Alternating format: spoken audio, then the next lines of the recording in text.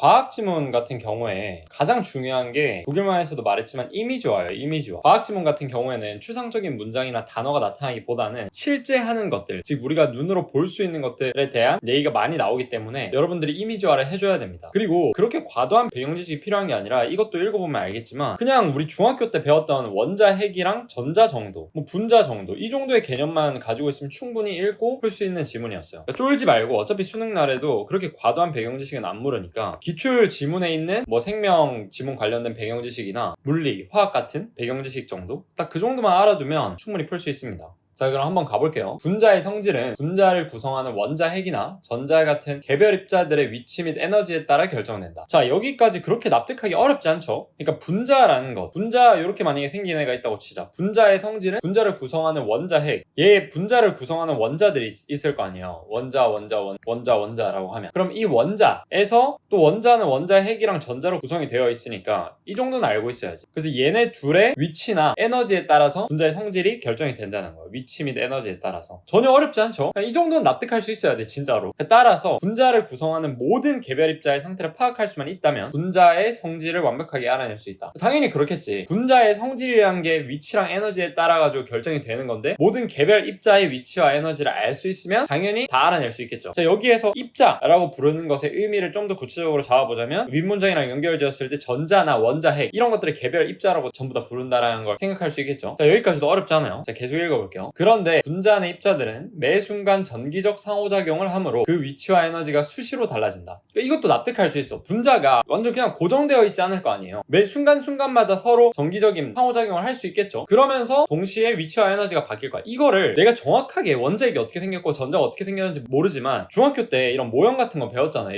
이런 것들을 머릿속에 떠올려 주면서 읽는 거하고, 그냥 이걸 하나하나 그냥 정기적 상호작용, 뭐 개별 입자 이런 식으로 그냥 텍스트만 보고 넘어가는 거랑은 머릿속에 남는 차이가 다르다는 거죠. 그래서 여기까지는 전부 다 그냥 이미지화하면서 뚫어낼 수 있었고, 계속 읽어볼게요. 수학자 푸엥카레에 따르면, 누군지 기억할 필요 없습니다. 그냥 푸라고 기억해. 푸엥. 얘에 따르면 이처럼 모든 입자가 서로 영향을 주고받는 경우에 입자가 두 개 이하가 아닌 한 이들의 위치나 에너지를 알아내는 것은 불가능하다. 자, 여기까지 읽고 무슨 생각이 들었어야 될까요? 왜 그런 거지라는 생각이 무조건 들었었어야 됩니다. 만약에 여기에서 왜 그런 거지라는 생각이 안 들었으면 글을 잘못 읽고 있는 거예요. 자, 여기에서 왜 모든 입자가 서로 영향을 주고받는 경우에 입자가 두 개 이하가 아닌, 즉 두 개 또는 한 개가 아닌 한 위치나 에너지를 알아내는 것이 불가능한 이유가 뭘까요? 윗문장이랑 추론을 해보자면, 봐요. 그런데부터 분자 내 입자들의 위치와 에너지를 우리가 전부 다 계산하면 분자의 성질을 알아낼 수 있다고 했잖아요. 근데 얘네가 서로 정기적 상호작용을 하면서 계속 바뀌어. 그러니까 얘네의 위치와 에너지를 알아내는 게 어렵겠어요? 쉽겠어요? 어렵겠지. 그래서 푸엥카레에 따르면 모든 입자가 다 이렇게 영향을 받고 있는 경우에는 입자가 두 개 이하가 아닌 한 위치와 에너지를 알아내는 것은 불가능에 가깝다는 거야. 그러니까 원자 핵이랑 전자 뭐 이렇게 얘네 둘만 있는 그런 관계가 아닌 한, 뭐 얘가 여기 전자가 더 많아지고 원자핵이 더 많아져 버리면 이 고려해야 될 경우의 수가 너무 많기 때문에 계산이 아예 불가능하다는 거죠. 위치와 에너지를 계산하는 게. 왜냐? 그래서 왜 불가능하냐? 복잡하기 때문이다. 복잡. 자, 계속 가볼게요. 이 때문에 과학자들은 몇몇 가정을 도입한 모델을 통해 입자들이 갖는 상태값의 근사치를 구한다.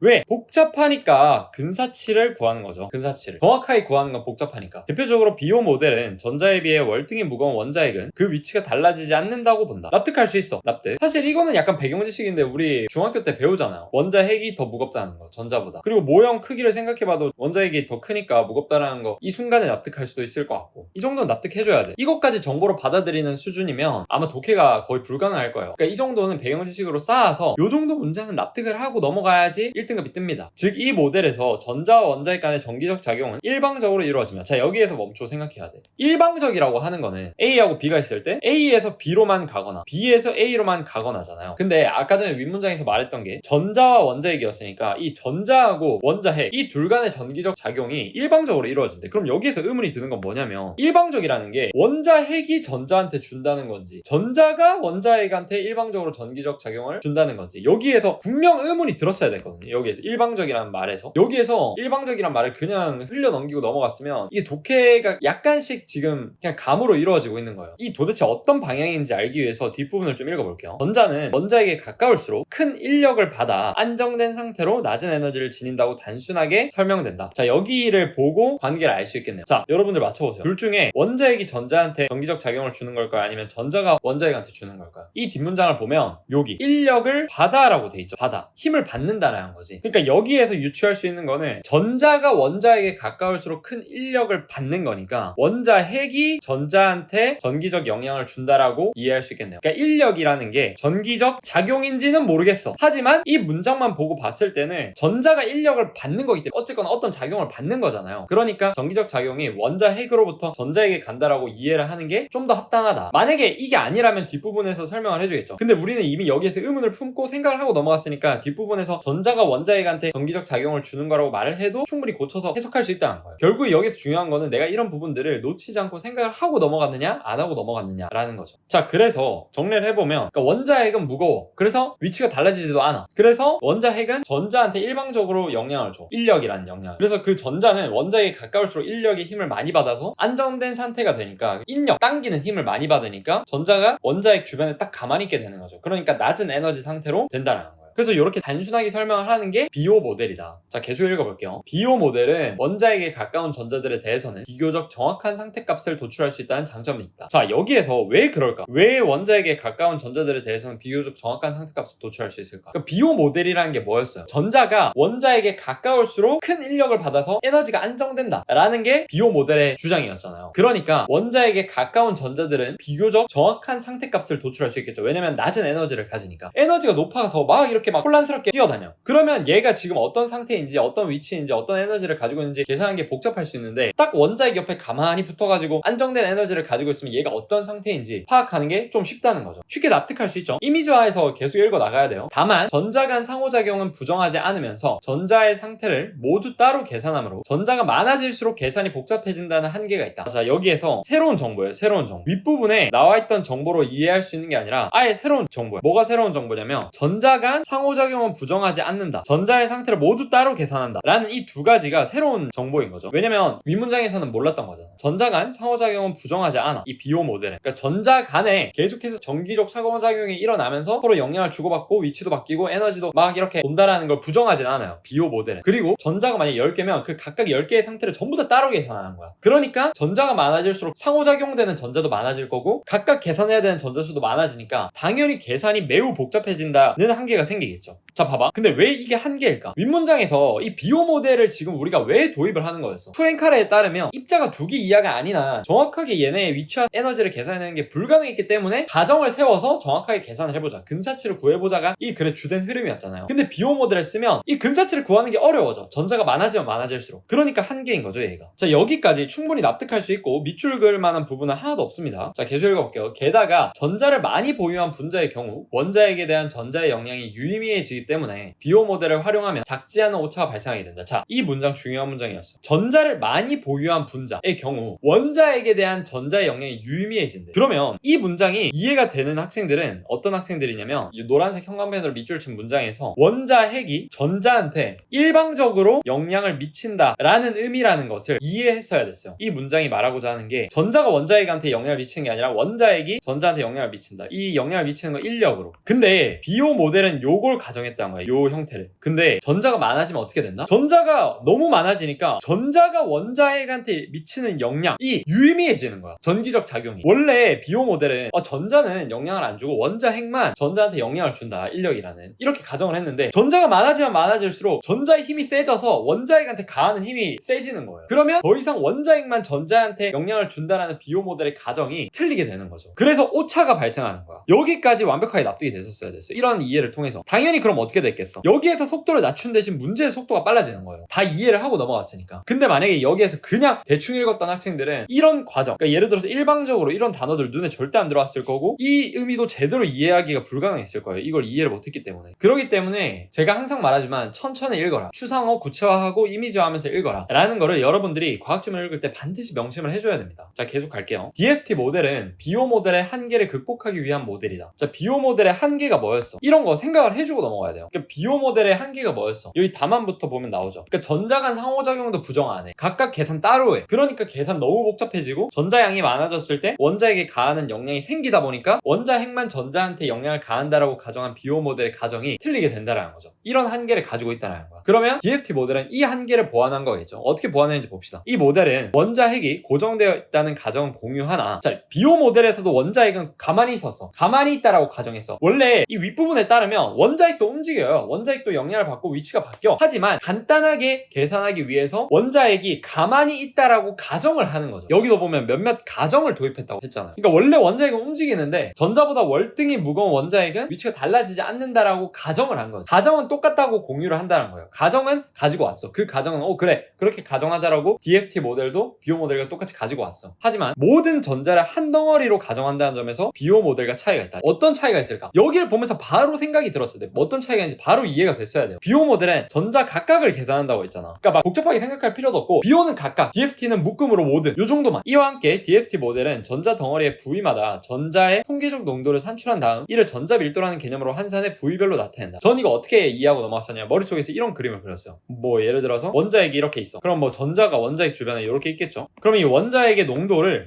이렇게 부위마다 계산을 하는 거야. 이렇게 한 묶음으로 묶어서. 요 정도 이미지? 진짜 막 섬세하게 떠올릴 필요도 없고 그냥 대략적으로 뭐 이런 느낌이겠구나를 이미지화 해주면서 넘어가면 된다는 거예요. 자, 그 다음 나아가 전자들의 에너지도 하나의 값으로 통합하여 계산한다. 이런 거 잘 봐야 돼요. 하나의, 여러 개의 값이 아니라 하나의 값이다. 전자들의 에너지, 이 모든 것들의 에너지를 그냥 단 하나의 값으로 계산을 해버린다는 거야. 자, 얘가 왜 이런 짓을 해? 계속 간단히 계산해야 되니까. 아까 전에 문제가 복잡이었잖아. 복잡. 그러니까 계속 어떻게 하면 간단하게 만들까 라는, 이 간단하게 만든다라는 큰 메인스트림 아래에서 이런 행위들을 하는 거죠. 이런 것들을 계속 생각해주면서 읽어야 돼요. 이때 원자핵과 전자 사이의 인력과 이에 따른 영향을 감소시키는 전자 간의 반발력을 계산에 반영한다. 자, 여기에서 또 중요한 문장이 나왔어요. 여기 보면 이에 따른 영향을 감소시키는, 이게 무슨 말일까요? 이거 생각해보고 넘어갔었어야 됐어요. 이때 원자핵과 전자 사이의 인력과 이에 따른 영향을 감소시키는 전자 간의 반발력을 계산에 반영한다라고 했는데, 원자핵과 전자 사이의 인력을 왜 전자 간의 반발력이 감소시키는 거죠? 자, 봐요. 이거 이해가 됐었어야 돼. 원자핵이 이렇게 있죠. 전자가 이렇게 있어. 전자 두 개가. 자, 전자 사이에는 반발력이라는 게 존재하나 봐.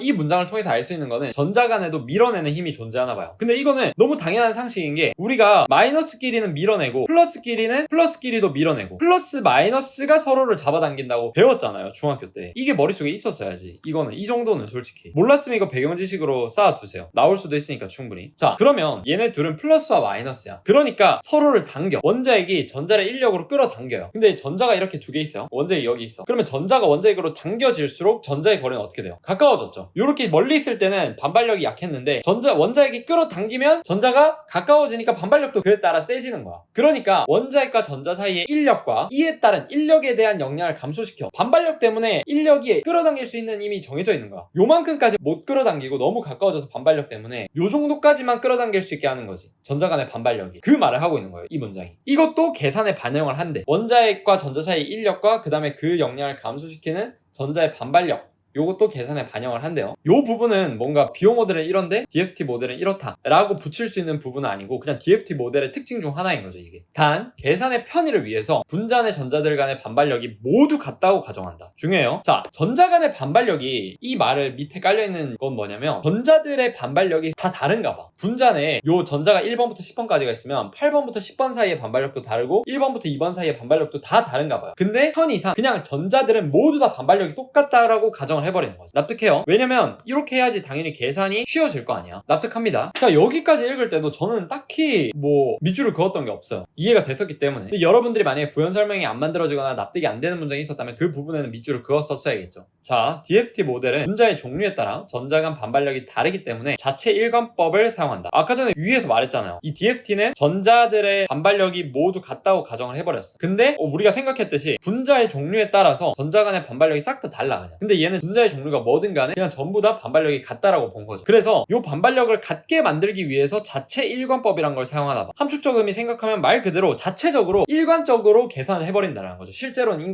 일관적이지 않더라도. 자, 우선 전자가 분자 안의 공간에 완전히 균일하게 분포한다라고 보고 임시 전자 밀도를 추산한다. 자, 얘는 또 하나의 자체적으로 가정을 하는 거야. 분자 안의 공간에 완전히 균일하게 분포를 안 하나 봐요, 전자가. 왜냐면 위치와 에너지가 계속 바뀌니까 막 돌아다니겠지. 근데 분자 내 공간에 균일하게 동일하게 분포를 한다라고 가정을 한다는 거예요. 왜냐면 그래야 계산이 쉬우니까. 그래서 임시 전자밀도로 추산을 해요. 추측해서 계산을 한다는 거죠. 추산. 자, 추산된 임시 전자밀도를 기반으로 전자의 에너지를 구한 다음 이에 원자핵의 에너지를 더해 분자의 총에너지를 구한다. 오, 그렇지. 분자의 총에너지를 구하려면 전자의 에너지 플러스 원자핵의 에너지여야겠죠. 왜냐면 분자라는 게 이 원자들로 이루어져 있죠. 이 원자는 또 전자와 원자핵으로 이루어져 있죠. 그러니까 분자의 에너지를 계산하려면 전자의 에너지와 원자핵의 에너지를 모두 다 계산을 해야지 분자의 에너지가 되는 거겠죠. 자, 이후 이 값을 분자의 에너지 양에서 전자밀도를 구하는 방정식인 콘샴 방정식에 대입한대. 이 방정식이 이제 계산하는 식 같은 거 나오면 좀 머리 터지는데 일단 봅시다. 자, 일단 지금 얘가 하는 행동이 뭐야? 전자가 분자 내에 일정하게 분포한다라고 보고 임시로 이 각각의 전자밀도가 어떨 거라라는 거를 추산을 하는 거야. 그 다음에 이 추산한 전자밀도를 기반으로 이 전체적인 전자의 에너지가 몇이 되겠다, 한 10이 되겠다 라고 계산을 하는 거죠. 그 다음에 원자핵의 에너지를 구해서 더해. 그럼 분자의 에너지가 나올 거 아니야. 이 분자의 에너지를 전자밀도라는 걸 구하기 위해서 콘샴 방정식에 대입을 한대. 요걸 거쳐서 전자밀도라는 게 나올 거 아니야. 여기까지의 얘기를 하고 있는 거예요. 자, 추산한 임시 전자밀도를 대조하여 두 값이 서로 다르면 추산치를 수정한 뒤에 다시 동일한 과정을 거친대. 이 과정을 반복해서 두 값이 일치하게 되면 전자밀도와 전자에너지를 최종 결과값으로 한대. 아, 오케이. 이해가 됐어.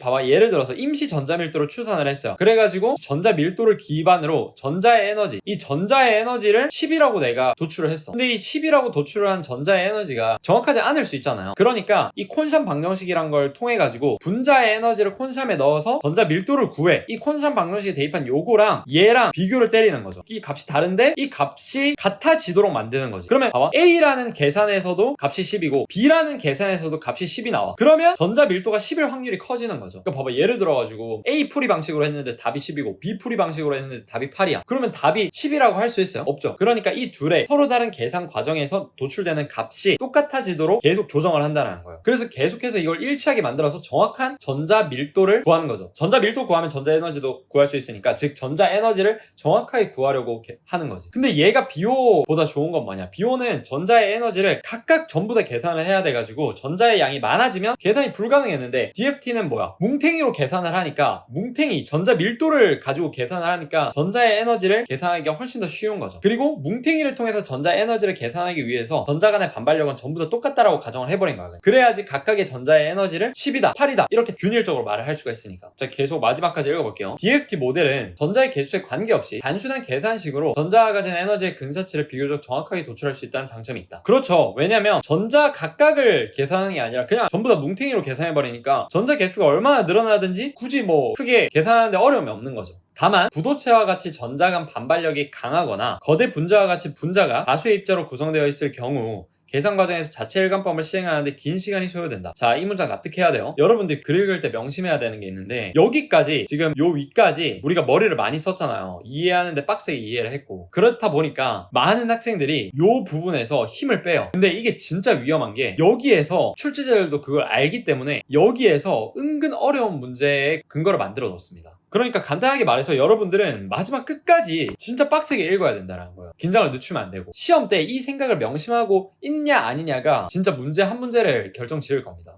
자, 그러면 한번 볼게요. 부도체와 같이, 부도체니까 이 부도체는 솔직히 상식으로 알고 있어야죠. 전기가 안 흐르는 애죠. 이 부도체와 같이 전자 간 반발력이 강하거나, 부도체는 왜 전자 간 반발력이 강한 걸까? 부도체가 왜 전자 간 반발력이 강한 걸까? 요것도 납득했었어야 돼. 부도체잖아. 말 그대로 전기가 안 통하는 애니까 저는 어떻게 생각하고 넘어갔냐면, 부연 설명을, 전기가 안 통하는 애잖아요, 부도체가. 그러니까 전자들이 안 움직이는 거야. 전기가 통하려면 전자들이 좀 이렇게 움직이면서 전류를 이렇게 해줘야 되는데 안 움직이는 거야. 근데 그냥 제 부연 설명이에요. 여러분들의 부연 설명도 붙이고 넘어갔으면 됐어. 그러니까 안 움직이니까 반발력도 강한 거죠. 서로 반발력이 강한 상태로 안 움직이면서 있는 거지. 그래서 이 정도로 그냥 이해하고 넘어갔어요. 그 다음 또 거대 분자와 같이, 말 그대로 거대 분자니까 이건 납득이 쉬워. 거대 분자니까 분자가 다수의 입자로 구성되어 있을 수 있겠죠. 분자를 구성하는 입자가 많을수록 분자의 크기가 커지니까 거대 분자라고 할 수 있는 거 납득. 이런 경우에는 계산 과정에서 자체 일관법을 시행하는데 긴 시간이 소요된대. 근데 여기에서도 저는 약간 의문이었던 게, 전자 간 반발력이 강한 거랑 이 자체 일관법 시행하는데 긴 시간이 소요되는 거랑 무슨 관계지라는 생각이 처음 들었어요. 왜냐면 이 전자 간 반발력을 어차피 다 동일한 거라고 가정을 하는데 왜 자체 일관법을 시행하는데 긴 시간이 소요될까라고 생각을 했는데, 어떻게 이해하고 넘어갔냐면, 전자 간 반발력이 강하다라는 거는 값이 크다는 거잖아요. 반발력이 5가 아니라 10이라는 거잖아요. 근데 이 반발력을 그냥 다 동일하게 1로 가정을 해버린 거지.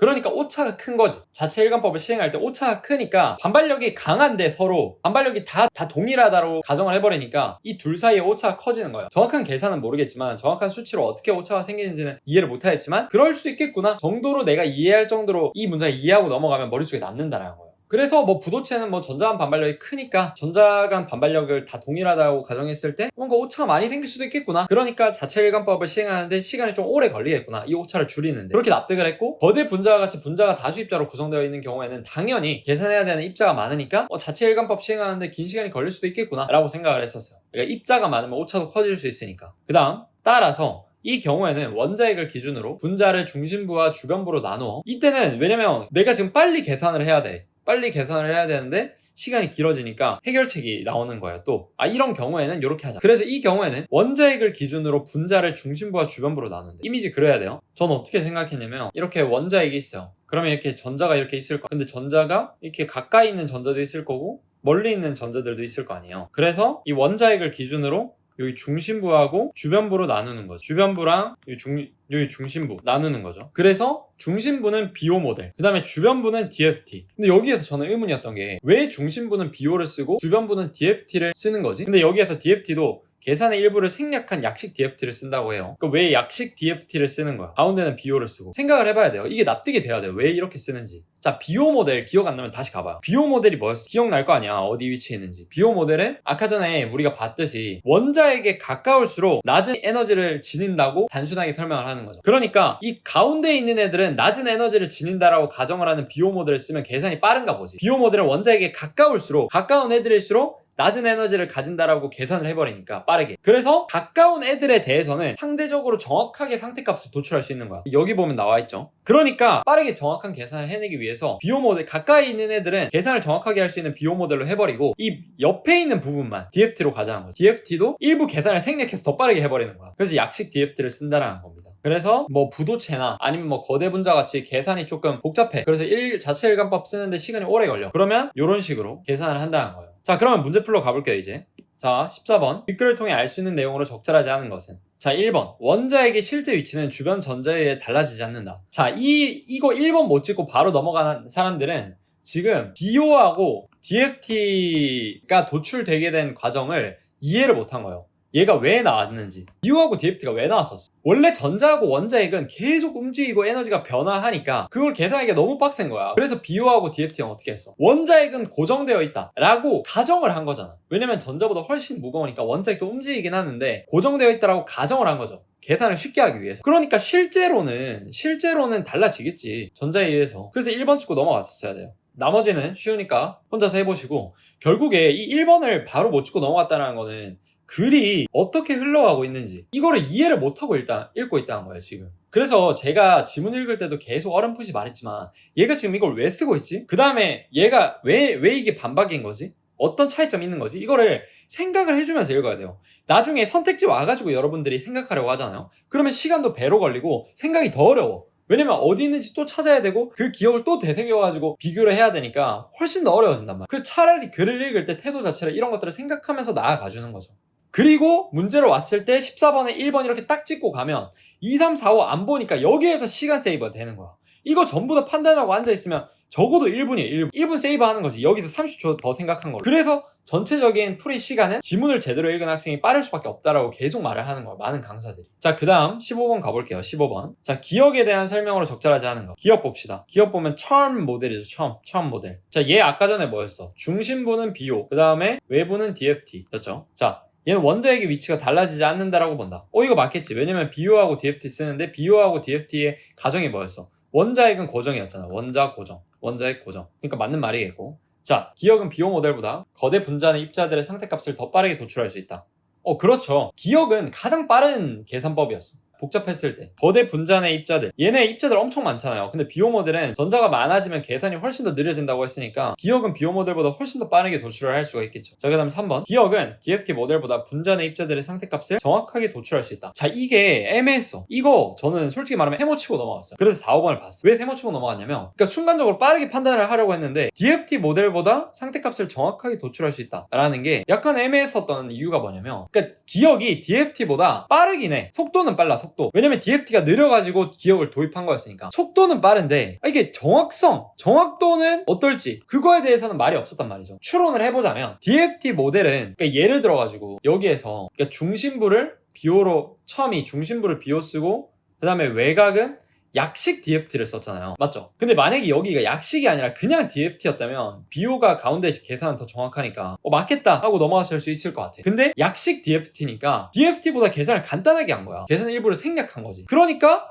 정확도가 얘가 더 높나? 라는 의문이 생긴 거죠. 그래서 이거는 애매했어. 글 내용만으로는 정확도가 누가 더 정확한지 확실하게 말을 할 수가 없어요. 그래서 애매하다라고 판단했고 뒷부분 보고 3번 선택했어요. 저는. 얘는 답을 말하자면 판단 불가지 이렇게 말할 수가 없어. 자, 그다음 4번 볼게요. 기억은 분자에 포함된 모든 전자들의 에너지를 하나의 값으로 환산하지 않는다. 모든 전자의 에너지를 하나의 값으로 환산하는 건 DFT였죠. 근데 기억은 비호도 쓰잖아. 그래서 중심부는 비호 쓰니까 각각 계산하겠지. 그러니까 모든 전자들의 에너지를 하나의 값으로 환산하지 않는 거 맞고. 자, 5번. 기억에서의 계산 대상의 수는 주변부에 포함된 전자의 개수에 따라 달라지지 않는다. 그렇죠. 계산 대상의 수는 주변부에 포함된 전자의 개수에는 달라지지 않지. 만약에 이게 중심부였다면 달라지겠죠. 중심부는 비호를 쓰니까. 비호는 일일이 각각 계산하잖아. 오케이? 자, 그래서 15번의 답은 3번. 이거 틀린 사람들 조금 많았을 것 같고 근데 나머지가 확실하게 아니어서 나머지로 판단할 수 있었어야 됐어요. 자, 그 다음에 16번. 16번도 약간 어려울 수 있었어. 부도체라는 거를 섬세하게 읽지 않았다면. 자, 1번. 비호 모델에서 전자는 다른 입자와 상호작용하지 않는다. 이게 무슨 말도 안 되는 소리죠?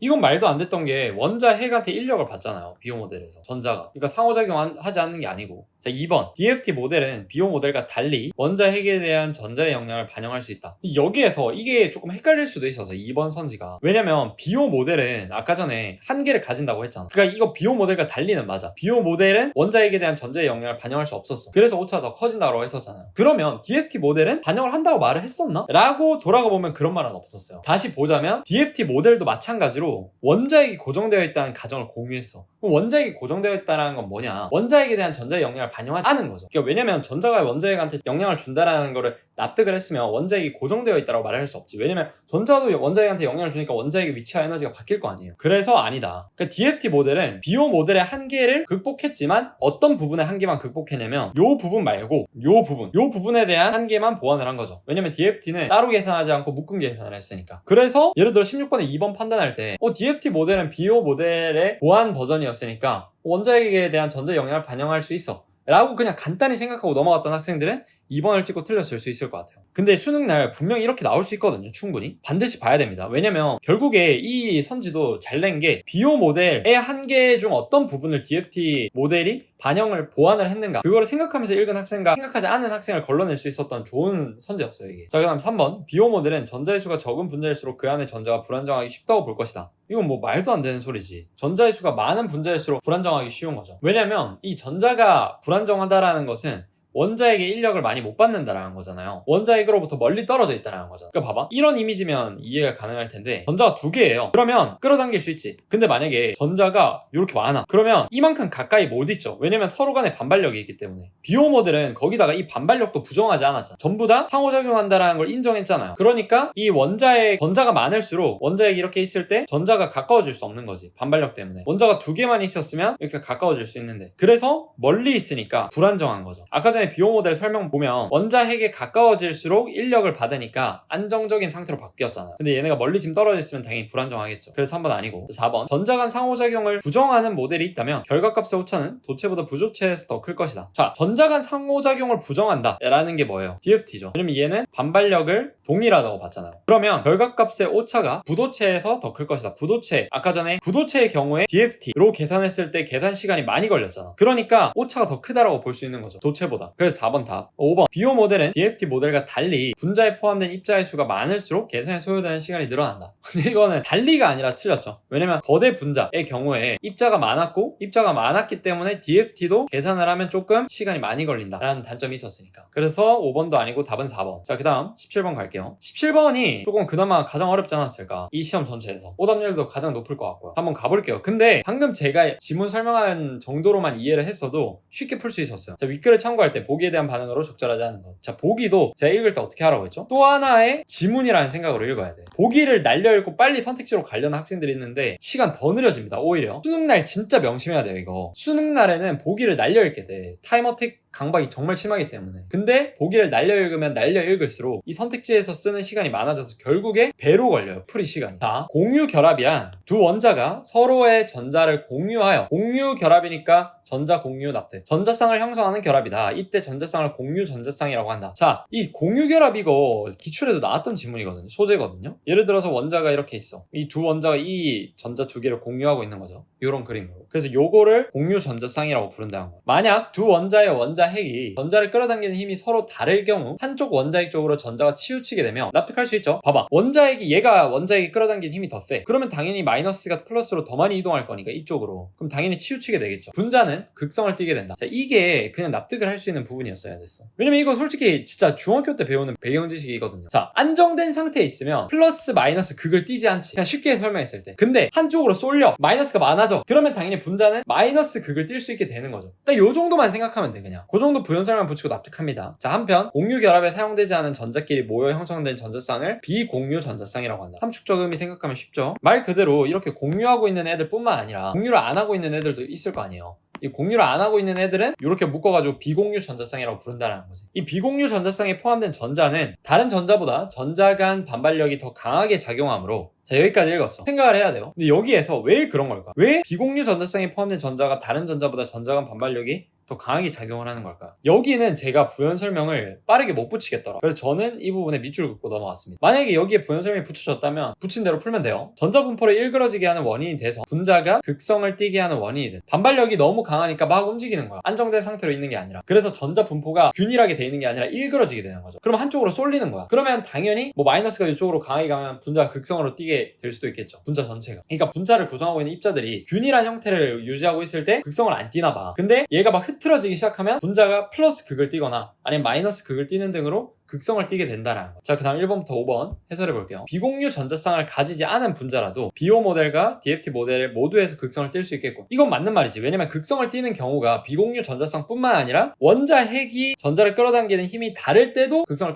띄었었잖아요. 그러니까 맞는 말이고. 2번, 비공유 전자쌍을 많이 가진 분자일수록 DFT 모델에서 결과값을 도출하는데 소요되는 시간이 길겠군. 그렇죠, 당연하지. 왜냐면 비공유 전자쌍이 반발력이 더 강하게 작용한다고 했잖아요. 그런데 비공유 전자쌍을 많이 가지고 있다고 했으니까 반발력이 더 많이 생길 거고, 당연히 반발력이 많다는 건 막 엄청나게 균일화돼 있지 않고 움직인다라는 거니까 DFT에서 정확하게 결과값을 도출해내는데 시간이 길어질 수 있겠죠. 그리고 아까 전에 여기 보면 부도체와 같이 반발력이 강한 경우에는 계산 속도가 느려진다라고 했었잖아요. 요거 보고 판단했었어도 됐고. 자, 그 다음 3번, 어떤 원자가 다른 원자와 공유 결합을 할 경우 비오 모델에서의 계산은 결합하기 이전보다 더 복잡해지겠군. 이 3번이 약간 어려울 수 있었는데, 자, 비오 모델에서의 계산이 복잡해지는 이유는 뭐였죠? 전자의 수가 많아지는 거였죠. 자, 공유 결합이 되는 경우에는 당연히 전자가 많아지는 게 맞는 말인 이유가 뭐냐면, 원자가 있어요. 얘가 전자 2개를 가지고 있었어. 근데 다른 원자, 전자 3개 가지고 있는 원자랑 만나가지고 이렇게 공유 결합을 했어. 그러면 전체적인 전자의 개수는 어떻게 돼요? 당연히 늘어나겠죠. 그러니까 비오 모델에서의 계산은 결합하기 이전보다 훨씬 더 복잡해지는 거죠. 왜냐면 얘는 상호작용이 지금 요렇게만 있는데 결합하기 전에는 이게 5개로 되면 경우의 수가 엄청나게 늘어나는 거죠. 각각의 상호작용을 전부 다 계산해야 되는 거니까. 그러니까 훨씬 더 복잡해지는 거죠. 맞고요. 자, 그럼 4번, 비공유 전자쌍 내에 전자가 만든 반발력이 더 강해진다면 반발력이 세지면 계산 더 어려워지겠죠. 자, 자체 일관법에서 최초 추산한 전자 밀도와 이 DFT 말하는 거죠. DFT, 자체 일관법 DFT였으니까 최초로 추산한 전자 밀도와 실제 전자 밀도 간의 차이가 커지겠군. 너무 당연한 말이죠. 1, 2, 3, 4 아니고 5번 답. 5번 보지도 않고 바로 답으로 찍었었어야 됐어. 자, 5번, DFT 모델에 따르면 전자의 개수가 같은 두 분자 중 비공유 전자쌍을 더 많이 가진 분자에서 원자에게 인력에 의한 영향이 더 많이 감소하겠군. 자, 이거 자세히 봐야 돼요. 자, 이 윗 보기에 따르면 어떻죠? 비공유 전자쌍을 더 많이 가지면 전자 간의 반발력이 더 커진다는 거죠. 봐요. 전자 개수가 같은 두 분자가 있어. 분자 A가 있고 분자 B가 있어. 근데 얘는 전자 개수가 다 똑같아. 근데 비공유 전자쌍이 더 많아. 분자 B는. 그러면 원래 보기에 따르면 얘의 반발력, 전자 간 반발력이 더 세지죠. 얘의 만약에 비공유 전자쌍이 많다라고 한다면 전자 간 반발력도 더 높아지겠지. 분자 B가. 근데 DFT 모델에 따르면이라고 했잖아요. 기억 안 나면 돌아갔었어야 돼. DFT 모델엔 돌아가보면 뭐라고 했었죠?